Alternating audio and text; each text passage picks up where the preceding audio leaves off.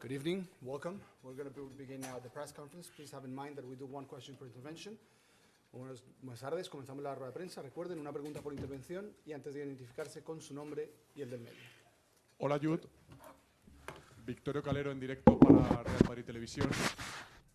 Mañana se juega el que debería ser un clásico en Europa, Liverpool-Real Madrid. ¿Consideras al Liverpool en estos momentos uno de los equipos más en forma? Yeah, I think that's clear.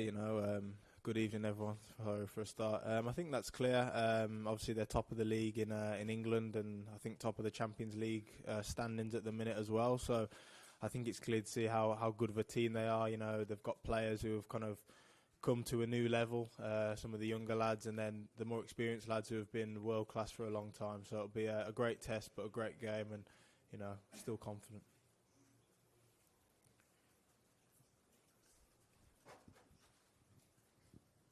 Buenas tardes, Jude. Aquí Sergio López para el AS. ¿Qué le diría a Bellingham a quienes estos días están diciendo que Real Madrid, con las bajas con las que llega, Real Madrid with all their injuries, they're going to be conceding quite a few goals and struggling tomorrow because of all the injuries and players out? Yeah, that's what you guys might be saying inside our dressing room, inside our bus, everything. We're confident, we've had injuries before and we've managed to pull through, I have complete trust and complete faith in the squad that we have. All the players can make an impact, whether it's from the starting 11 or from the bench. And historically, whenever players have had to come in, they've always performed really well. So no worries about that whatsoever. Hola, Jude. Darío Araujo para Caliente TV. Perdona. Yo voy dando el turno, okay. ¿Vale? Vamos con Martín. Ok, Diario.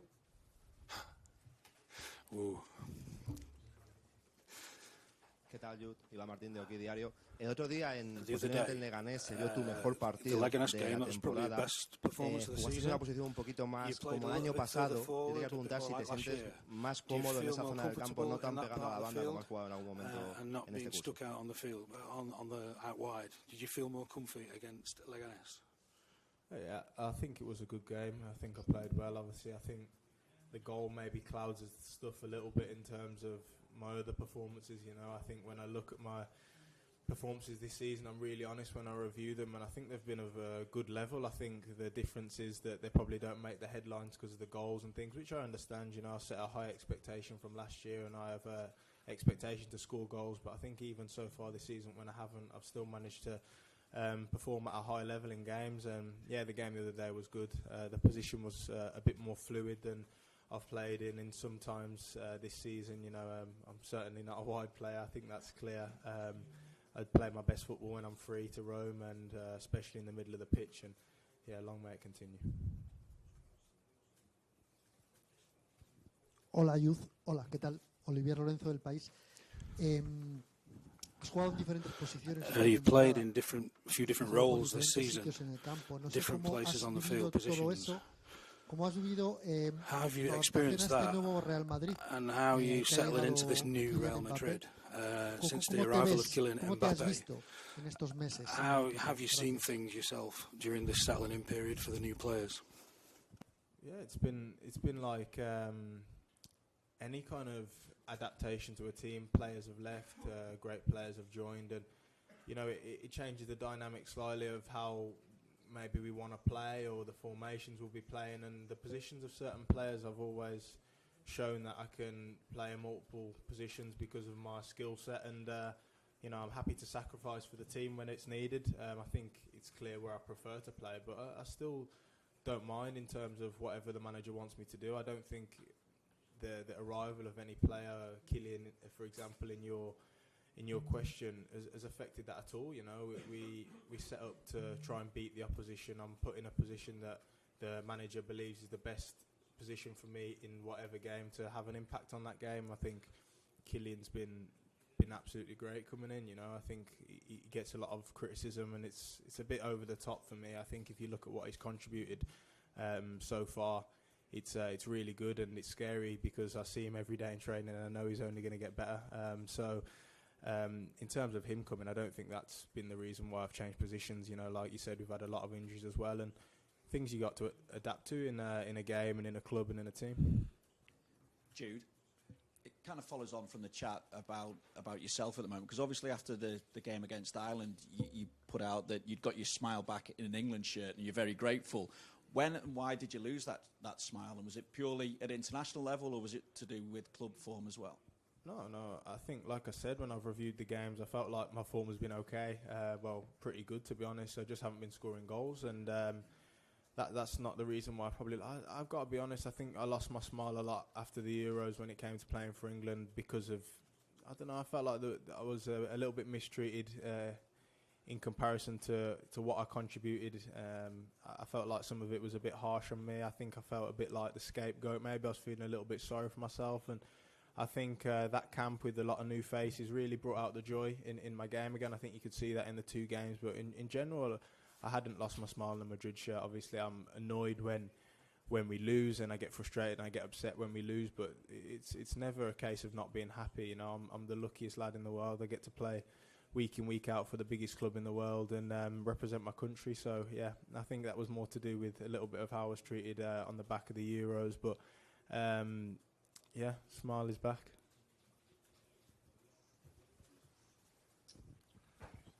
Hola, Jude. Soy Rubén Cañizares de ABC. Yo quería preguntarte por un compañero tuyo en la selección y creo que por un amigo, que es por Trent Alexander-Arnold. ¿Te gustaría jugar con él a su lado la próxima temporada? ¿Habláis de esto entre vosotros? Well, I'll be playing alongside him next season for England anyway, hopefully. So that will be a guarantee. But, you know, he's a Liverpool player, and I think it's disrespectful, especially to come to his home today and speak with a huge game tomorrow, to speak something that could be misconstrued or anything like that. So I think it's important to take that kind of pressure off him, and obviously he's a really good mate of mine, and I want him to do really well. Normally, obviously not tomorrow night, but we'll see what happens. But like I said, he's a Liverpool player. Hey, you, how are you? Joel Del Rio from Marca. I'm going to try in English if you want it. Oh, yeah, nice. I would like to know if you are the most important thing of the team is the adaptability. We have seen Valverde playing as a midfielder, also as a winger the last game. You can play also in many positions, but I just want to know if you are really happy in that position, because the last 4 games, 2 with the national teams and 2 with Real Madrid, it seems like you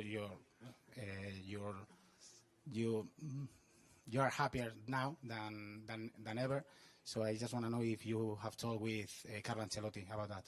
Amazing English, my friend. I think, I speak with Ancelotti every day. You know, I have a good relationship with the coach. Like I said, I've filled in positions to make sacrifices just like other players have. I think it's highlighted a bit more because, like I said, I've not scored as many goals. But I think you look at my all-round contribution in other positions, I feel like I can still affect games. But I know where I'm most effective. I think I've relayed that to the coach. But also, just like Fede, just like Kama, Aurelien, we're a team of many players with a broad skill set, you know, where we're quite complete. And so when it's necessary at times, we have to fill in positions because that's what a squad does. And, you know, the injuries don't help. But I definitely know where I'm most comfortable on the pitch. And also it's my responsibility the way that I interpret a position as well. I think if I'm put into a certain position, it's my responsibility to try and maximise it as well as I can and not let that be an excuse for me. Whatever the coach asks me, I'll do it, and I'll try and do it to my best of my ability. Jude, just to follow up on the smile back on your face question, you said you felt like you were maybe a scapegoat for the Euros. Could you maybe expand on what exactly you felt? Was that the media putting pressure on you, or what was it? For me, pressure's not a problem. I understand that playing for Real Madrid, the expectations are going to be high for me wherever I go, even if it's with the national team. And you know, I felt like I contributed some pretty big moments, and in the end, it felt like the kind of whole world was kind of crumbling down on me after the Euro, especially after the 3 days following the final. And you know, it wasn't a nice feeling. There was a few things that happened during the tournament. I think one of the big criticisms of me was that I didn't speak to the media. I didn't want to do any press conferences, and I think that was reported in a way that made it sound like I think I'm above it. It's not that at all. I had some personal things going on where journalists had gone to go and see members of my family whilst I was at the tournament. Went to visit my grandparents, you know, and it's something I've kept to myself. And you know, I don't think that's fair. I think that crosses the line of respect. You know, I think that's where, for me, I took it a little bit personally and decided that I'll just focus on the football and try and let that do the talking instead of talking in the press to people that seemingly don't respect me. You know, that was a big thing for me. You know, I think my family comes first. My nan didn't want to leave her house for the whole summer, bless her. So I think maybe I should have communicated that before so people understood my situation, but that was a little bit more personal to me, and that's why I decided just to keep my mouth shut. Hola, Jude. Ahora sí, Darío Araujo para Caliente TV. Lamentablemente ayer nos enteramos de la lesión de Vini y sabemos también que eres uno de sus mejores amigos dentro del vestuario. No sé cómo está él, cómo está el grupo y también cuánto importante va a ser Vinicius estos días que no va a estar. Gracias. I've said it before, I think Vinny is one of the best players in the world, if not the best player in the world. So when you get so used to having a player of that presence and that magnitude on the field, of course it's a big hit when he's not there. But like I said, I have full faith in the other players that we've got who can step up in those positions. Obviously I get on with him really well. He was a little bit upset that he couldn't travel and contribute to the team like he has done on so many big nights for us. But it's our responsibility now as players to each take more responsibility and step up in his absence. Aquí José Padilla, defensa central. Hace un tiempo se habló aquí en esta rueda de prensa que quizá Bellingham podía fichar por el Liverpool. Quería preguntarte qué hay de cierto y qué te llevó a fichar por el Real Madrid. And in the end you decided to sign for Real Madrid. So was there talk? Did you ever hear any talk about going to Liverpool a while back? Yeah, I think it probably wasn't as close as a lot of the media made out. You know, I had conversations with a few clubs on leaving Borussia Dortmund. I made that decision. Then they gave me permission to speak to a few clubs, and one thing I have to say is all the clubs that I spoke to were very respectful of me and my family, which for me is a huge value and something that I really respected. So I don't want to say anything that sounds disrespectful to them. But, when Real Madrid come knocking on the door, it shakes the whole house, and it's one that you can't, it's hard not to open and accept. So I think, like I've said before, it's not a fact, it's not a matter of the other teams weren't good or they were bad when I spoke to them. It was just that Real Madrid on a different level. Hola, Jude, ¿qué tal? Juanma Sánchez de Radio Nacional. Enhorabuena por el premio que te han dado del mejor jugador de la liga pasada, la ACE. El año pasado marcaste con el Real Madrid 23 goles en toda la temporada, este año llevas 2. Has dicho que no es lo más importante y Ancelotti también ha contado que este año, como está Mbappé, pues ya no te pide que marques tantos goles. ¿Qué es lo que te pide este año el míster Ancelotti en tu trabajo? Gracias. How important is the manager Ancelotti in your work day to day and in games? Yeah, thank you very much for the first bit. Like you said, I think I arrived last summer. The club lost arguably one of the greatest goal scorers of the generation in Karim Benzema, and I think there was an approach to try and help recover those goals in a different kind of way. We signed me, Joselu, Brahim, and I think collectively kind of covered that hole. And this year, we've signed one of the best players of this generation, and he's someone that's obviously scored an amazing amount of goals. So as a team, we expect him to do that. And for me, I know that my role then differs, which I'm happy to do. I'm a team player. But I also want to take that responsibility of now I've got the smell for it again in these last couple of games. I want to take that responsibility again as well. And, it's always nice to contribute with goals as well as playing well. And as for Ancelotti, he's a big impact on the whole dressing room. I think his calmness, his a chilled demeanour, it kind of radiates around the changing room, and that's why on nights like this we come in and we're very relaxed regardless of what's going on around us. We're going to do 2 last questions for Jude. Dos últimas preguntas. Hola, Jude. Aquí izquierda. Abraham Romero del Mundo, ¿qué tal? Has hablado de las críticas en Inglaterra después de la Eurocopa, de los momentos sin marcar en el Madrid. A eso se suma también el tercer puesto en el Balón de Oro y el segundo de Vini, que no sé si dentro del vestuario ha gustado más o menos. No sé si todo eso, la suma de todas las cosas, te hacen tener un nuevo reto y un nuevo desafío en este momento de la temporada, como de dar un puño en la mesa otra vez, a pesar de haber ganado Liga y Champions. Como que el mundo del fútbol os reta de nuevo. Is it a new challenge, the fact that, Madrid got second and third place, and even though they won the Champions League, it's almost like you've got to bang on the table again and say, look, we're Madrid and we're going to do well this season? I think, when we won the Champions League, that was our Ballon d'Or. That's the highest thing you can win as a club. That's for us, the team being recognised as the best team in the world, us being the team to beat in Europe, if you like. And for me, that's probably enough. I don't think too much into the Ballon d'Or stuff. There was a lot of talk about it. Me personally, I think it should have went to someone of Madrid, particularly Vinny. In my opinion, I don't think Rodri's an unworthy winner at all. I think he's an amazing player. I just felt because of the season we had as a team that it would have been reasonable. But what was the first bit again, sorry? When you said that criticism or something like that?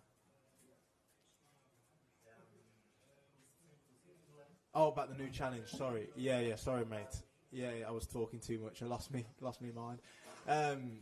Criticism's part of the game, and I know how to accept it, but when it feels personal, it gives you, like you said, it does give you a bit of a new challenge to continue to shut people up. I think it's something that I've dealt with since I was very young, coming into the first team at Birmingham, when people aren't quite sure you're ready.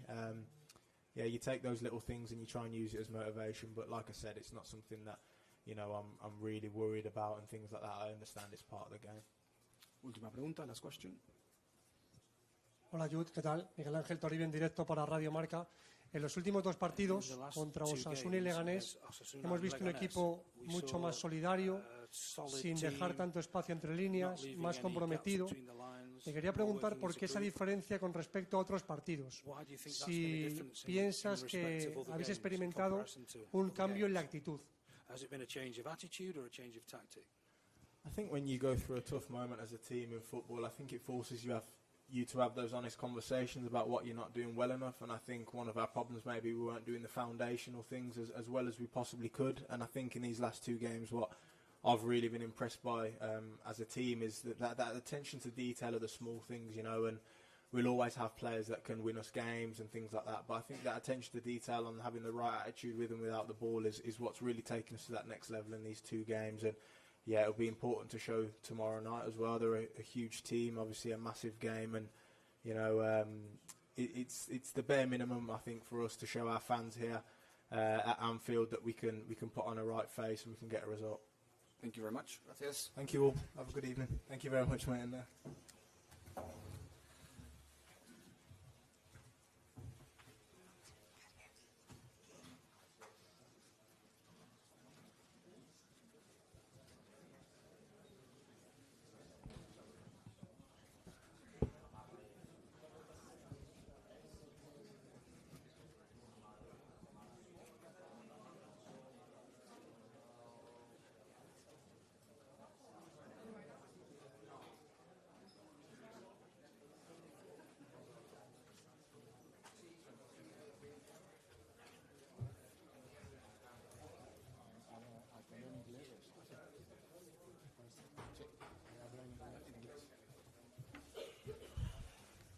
We begin now the press conference with the coach. Please remember to identify yourself, and it's one question per journalist.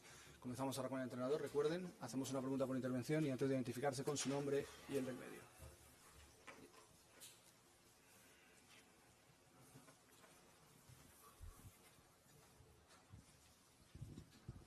Hola, mister. Victorio Calero en directo para Real Madrid Televisión. Mañana se enfrentan el Real Madrid y el Liverpool, o lo que es lo mismo, 21 Champions, 21 Copas de Europa sobre el césped. ¿Cuáles cree usted que son las claves para este partido? Gracias. Un partido que va a ser un partido muy entretenido, como siempre ha sido Real Madrid y Liverpool, dos clubes históricos de esta competición.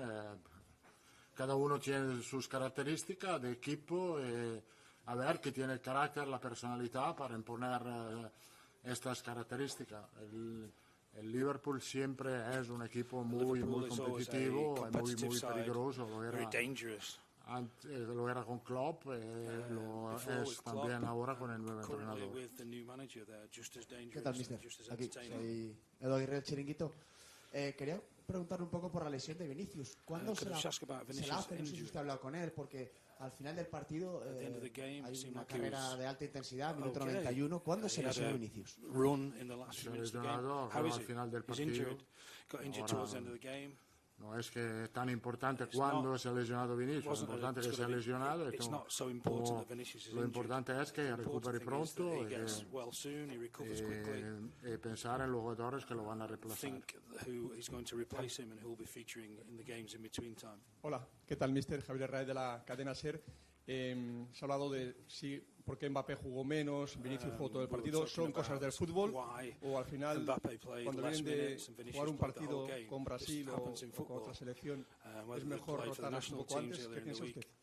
Yo pienso que oigo muchos consejos, pero creo que no hay que olvidarse que he hecho 1.300 partidos, he hecho 1.300 alineaciones, he hecho casi 4.000 cambios, y creo que nadie aquí me puede dar consejos en este sentido. Andrés. ¿Qué tal, mister? Andrés Rubio, de Televisión Española. Yo quería preguntarle que nos dijo en varias ocasiones que a usted nada le quitaba el sueño. Estando como está el equipo en este momento de la temporada, con un calendario tan exigente, con tantas lesiones, preguntarle cómo está Carlo Ancelotti. Yo estoy bien, como está bien el equipo. Creo que los últimos dos partidos han salido muy bien. Creemos que hemos encontrado un buen nivel de juego, somos más sólidos, tenemos buenas sensaciones y tenemos la misma confianza de siempre también para este partido contra un rival que es muy exigente, que está jugando muy bien, pero tenemos la confianza, la considero una gran oportunidad para nosotros, para volver a nuestro mejor nivel y tengo confianza total que va a ser un gran partido. Y después, pase lo que pase, pero el equipo va a ser competitivo mañana, por cierto. ¿Qué tal? Sergio Horas para el desmarque. El otro día en Leganés jugó Valverde de lateral, lo hizo bien. Usted en la rueda de prensa dijo que después de Lucas y de Carvajal era el mejor lateral del mundo, pero está Lucas en la convocatoria. No sé si va a darle continuidad a Valverde o va a probar con Lucas o qué piensa hacer con esto. Bueno, la verdad es que Valverde lo ha hecho muy bien, yo no tenía ninguna duda. Pero era una emergencia en el partido porque no tenía laterales, ha vuelto Lucas. Ha mostrado una buena condición en el entrenamiento de ayer. Hoy tendrá un otro entrenamiento. Es una opción, la posibilidad de elegir cuando en vez en el partido contra Alavés no la tenía. Michael Grand, Liverpool Community Radio. We're about halfway through this new league phase in the Champions League, and there was a lot of talk before the season about how it affects teams and team selection. Obviously, games like this are one of the big changes in terms of having a game like this early in the season. I just want to know if your opinions have changed on the league format and how you feel it's been took in for your side, but also the club side as well. Well, I think we have to wait a little bit because it's a new competition, you change it, this phase of group is a little bit different to the other, so talking about the game of tomorrow, I think it still be a fantastic game, important game. We have to make points. This is the true. We have to be able in this 4 games that until the end of this phase, we have to try to reach the more possible points to be in a good position at the table. I don't know if we are able to reach the first 8. It could be good, but we lost 2 games, and so will not be easy, but we have to try to make points. Carlo, good to see you back on Merseyside. Thank you. Obviously, a lot of the talk around Merseyside. Can you name and media outlet? Oh, sorry, Vinny from Sky Sports. But a lot of the talk around Merseyside has been of the future of Trent Alexander-Arnold. Are you able to tell us how concrete the interest is in Trent from Real Madrid? And aside from that, you said to me before the Champions League final in Paris, tomorrow is a derby. Is that again how you feel about this game? And if so, why do you still feel that way? I'm sorry, but I cannot think about Alexander-Arnold. He's not my player. I have a good memory of Everton, of course, but I consider Liverpool, as usual, with a lot of respect. It's a fantastic club, fantastic supporters, and so. But I'm still an Evertonian.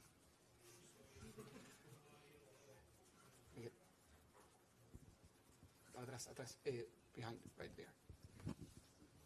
Hola, Carlos. Buenas tardes. Miguel Ángel Díaz de la cadena COPE. Le he notado molesto por esa respuesta que ha dado antes. Y igual que hace... No, molesto, no. Igual que hace unos meses dijo que sus futbolistas deben ser a veces responsables y que cuando están cansados deben levantar la mano. No lo digo solo por lo de Vinicius, pero quería preguntarle si cuando un jugador a lo mejor siente alguna molestia, lo mejor es que pida el cambio y que no intente seguir jugando el partido. El jugador, de momento el jugador es muy profesional, muy serio, cuando no va a arriesgar lesiones para intentar de jugar. Los jugadores que han vuelto del equipo nacional lo hemos valorado, evaluado en los días antes. Hemos tenido un día más para recuperar porque hemos jugado domingo. Vinicius como Valverde me parecía en buen estado, en buena condición. Y punto. Después, a veces pasa que el jugador se lesiona. ¿Por qué? ¿Por qué? Lo sabemos todo, el por qué. Porque hay demasiados partidos. Hi, Carlo. Mo Stewart here, TalkSport International. Liverpool and Real Madrid have met many times in the Champions League over the last 2 years, including a couple of finals, but Liverpool haven't been able to win any of those games. Obviously, the two teams are expecting to be in the latter stages, but do you think a win in this game can influence it if perhaps you do see each other in the later stages again this season? I think it's an important game. That every victory gives to you more confidence and more belief in the future, of course. Liverpool did really well until now, better than us in the domestic competition. But now we are back, and we hope to play a good game tomorrow with a strong rival. But for the future, it's too far. The end of the season is too far, and hopefully we hope to be there as usual. Hola Carlos, ¿qué tal? Muy buenas. Fernando Burgos, Onda Cero. Has dicho que no sabéis muchas veces por qué se lesionan los jugadores. En 3 meses el Madrid lleva 11 lesiones musculares. Ayer dijo Vini el loco calendario. ¿Hay más que el loco calendario en que tu equipo en 3 meses haya tenido 11 lesiones musculares? Sí, también hemos tenido 7 cruzados. ¿Cómo se puede hacer para evitar esto? Es un poco complicado pensarlo. Creo que es difícil, porque no es un problema de Real Madrid, es un problema general, porque hay muchos equipos también en España, también en Inglaterra, que tienen un montón de lesiones. Entonces creo que cada uno a su manera maneja estas cosas con distintas cosas, distinta metodología, pero lo que no cambia son las lesiones. Entonces tenemos que aguantar con esto y pensar nosotros, intentar de pensar como el año pasado. Las lesiones han sido una gran oportunidad para ser mejores. Creo que no es un caso que las lesiones contemporáneas de Militao, de Lucas Vázquez, de Rodrigo en el partido con Osasuna han cambiado un poco la dinámica de este equipo. No es una casualidad. Hello, Carlo. Kian Sobani from Managing Madrid. You had said a few weeks ago that you had found a solution to the team's problems. And obviously in the last 2 games, the team has looked much better. And Courtois and Lunin haven't had to face a shot on goal. So you've been able to limit the transition opportunities. Jude earlier was saying that it's the attention to details that have made a difference. So I'm curious to know what you think those attention to details are. Is it a matter the team had more control? And is that something you can replicate against a better team tomorrow? I think the difference was that we were able in the last 2 games to play with more compact together, with a collective effort, sacrifice, and that was, I think, the key, and it will be the key tomorrow and also in the last games, the next games. 2 last questions, últimas 2 preguntas. Hola Carlos, aquí Daniel Cayetano para Bernabéu Digital. Yo le quería preguntar por Raúl Asencio, porque le vimos muy bien contra Leganés de nuevo, y lo que pasa es que la Champions, la mejor competición de Europa, en un campo también muy difícil, muy complicado. ¿Cómo le ve de cara a este partido al canterano? Lo bien, veo un jugador maduro, con personalidad, que no lo veo demasiado nervioso, siempre muy bien focalizado, lo ha hecho muy bien en los últimos 2 partidos. Estoy cierto que lo va a hacer bien también mañana. Last question, última pregunta. Hi Carlo, Wolverine from Liverpool World. You mentioned you're still an Evertonian. The club have had a few problems since you left a few years ago. Did you envisage what would happen at Everton, and how much do you hope for the future of the club to take over? Of course, I follow Everton, what happened with the club, with the result, but call me tomorrow after the game and I will talk to you about this. Thank you.